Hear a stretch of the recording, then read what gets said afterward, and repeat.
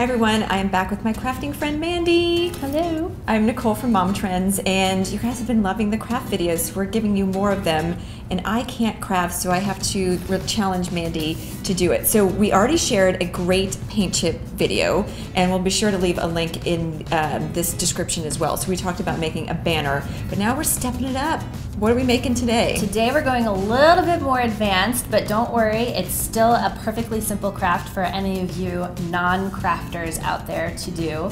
And it also includes those awesome paint chips that you got the last time you were in the hardware store. Did we mention they're free paint chips? Super free, it's great. So this craft is really inexpensive, also easy to create, and we're going to be creating these lovely paint chip wreaths. These are your very simple wooden floral wreaths that I got. They're thicker than cardboard, but if you don't want to go take the trip to Michael's, if there's not one near you or if there's not a craft store that sells these, you can absolutely take the lid off of a box and cut a circle and cut another little circle on the inside. You're not going to see any part of it, so it doesn't have to be pretty, the shape that you create, but these were 99 cents, so if you can... And you're at Michael's all the time, so... If you're like me and you go to Michael's as often as I do, I would say pick some of these up. Okay, so you get your frame and then you've got your paint chips. How did you make these great leaf shapes? All you need to do is cut out a very simple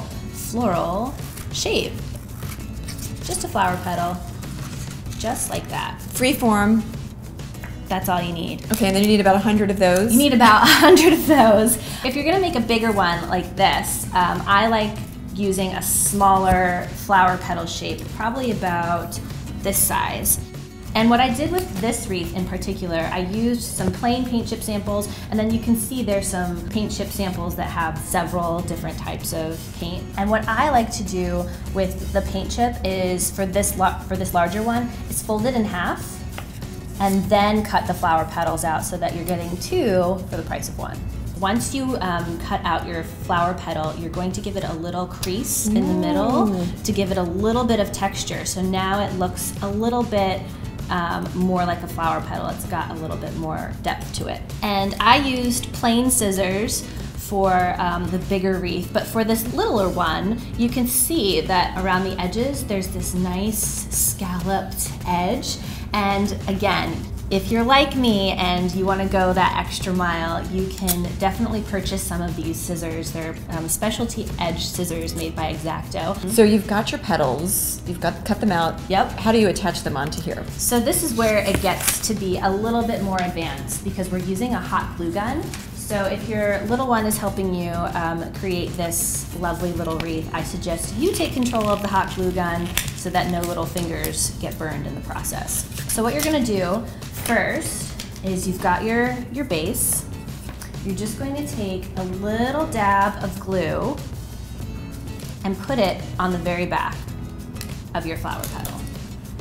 And then add the next little dab of glue.